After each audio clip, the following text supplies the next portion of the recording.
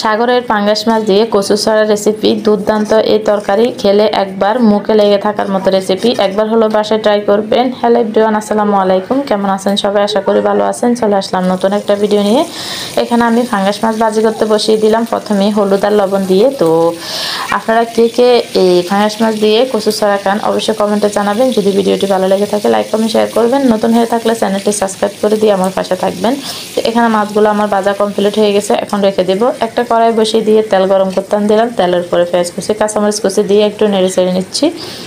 তো আমি ছোট্ট ভিডিও করি যেন আমার ভিডিও সম্পূর্ণ সবাই দেখে। আমি লং ভিডিও করি না একদম।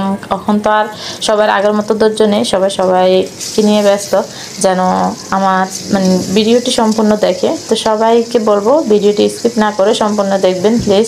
তো এখানে রসুন বাটা দিয়ে দিলাম, দিয়ে একটু নেড়ে চেড়ে হলুদের গুঁড়ো দিয়ে দিচ্ছি। হলুদের গুঁড়ো দিয়ে এখানে আমি মরিচের গুঁড়ো দিয়ে দিব, পরিমাণ মতো। আপনারা যতটুকু তরকারি নেবেন ততটুকু পরিমাণ মতো দিয়ে সুন্দর করে একটু নেড়ে চেড়ে নেবেন। আপনাদেরকে আমি রান্নাটা শেখাচ্ছি না, কিন্তু যা আমি বাসায় করতেছি তা আপনাদের সাথে শেয়ার করতেছি। তো এখানে কিছু মশলা দিয়ে দিলাম, যেহেতু পাঙ্গাস মাছ সাগরের একটু ইয়ে লাগে আমার থেকে, তো এই জন্য আমি মশলা একটু ব্যবহার করি। এখানে লবণ দিয়ে দিলাম পরিমাণ মতো। অল্প একটু পানি দিয়ে সুন্দর একটা মশলা তৈরি করে নেব, সুন্দর করে কষিয়ে। তো আপনারা সবাই কেমন আছেন অবশ্যই কমেন্টে জানিয়ে যাবেন। তো দেখেন এখানে সুন্দর করে আমি মশলাটা ভালো করে কষিয়ে নিচ্ছি। তো কষিয়ে নেওয়ার পরে এখানে সব মশলাগুলো আমি গুছিয়ে রাখতেছি। তো দুইটা ফেটি ছিল, আমি ফেটিগুলো দিয়ে দিয়েছি যেন তরকারিটা ভালো লাগে। এই টিপসটা সবসময় ফলো করবেন। যদি মাছ রান্না করতে যান তাহলে মাছের ফেটি থাকলে ফেটিগুলো তরকারির সাথে দিয়ে একটু কষিয়ে নেবেন, দেখবেন তরকারিটা এমনি মজা হয়ে যাবে। যা হোক, তো এই টিপসটা আপনাদের জন্য সবাই একটু ফলো করবেন। এগুলাকে আপনারা কী নামে চেনেন? কচুর ছড়া না কি একটা নাম যেন বলে, আমি নামটা জানি না। তো আমরা কচুর ছড়াই বলি।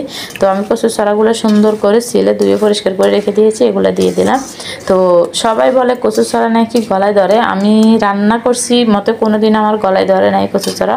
আমি ভালো করে কষিয়ে সুন্দর একটু পানি দিয়ে দিয়ে রান্না করে নিতাম। কিন্তু অনেকজনে বলে কচু ছড়ায় গলা ধরে, গরম পানি দিতে হয়, তেঁতুল দিতে হয়, কিচ্ছু দিতে হয় না। একদম নর্মালভাবে আপনারা তরকারির মতো এইভাবে কচু ছড়া রান্না করতে পারবেন। ইলিশ মাছ দিয়ে তো দুর্দান্ত রেসিপি হয়। যা হোক, ইলিশ মাছের সিজন আসুক অবশ্যই রেসিপি শেয়ার করব। তো এই তো এখানে আমি ভালো করে কষিয়ে নিয়ে অল্প করে পানি দিয়ে এখানে আমি মাছগুলো উপরে দিয়ে দিলাম, দিয়ে আবার ভালো করে কষিয়ে রান্না করতে হবে। তো আপনারা আমার সাথেই থাকুন রান্না পর্যন্ত। এই তো আমি এখানে একটু নেড়ে ছেড়ে দিচ্ছি, নেড়ে ছেড়ে দিয়ে ঢাকনা দিয়ে রেখে দেব। রান্না হওয়া পর্যন্ত অপেক্ষা করব, কষানো পর্যন্ত আর কি। কষিয়ে গেলে আমি পরিমাণ মতো পানি দিয়ে দেবো এখানে। তো যাই হোক, আমি ফুল ভিডিও করেছি আপনাদের জন্য, হাফ হাফ করে আর কি। তো এই তো এখানে আমি সুন্দর করে একটু হয়ে আসছে, পানিগুলো একদম শুকিয়ে যাচ্ছে, একটু নেড়ে ছেড়ে দিচ্ছি। তারপরে এখানে পরিমাণ মতো পানি দিয়ে রান্না করে নেব। দেখেন কত সুন্দর কালার এসেছে। আপনারা কে কে পছন্দ করেন এইভাবে কচু ছড়া দিয়ে তরকারি? আমার থেকে তো অনেক ভালো লাগে। তো বিশেষ করে এখানে ধনিয়া পাতা সবচাইতে ইম্পর্টেন্ট একটা জিনিস।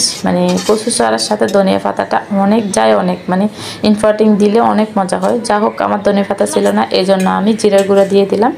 রান্নাটা অনেক মজা হয়েছিল। এইভাবে একবার হলো ট্রাই করবেন। আজকে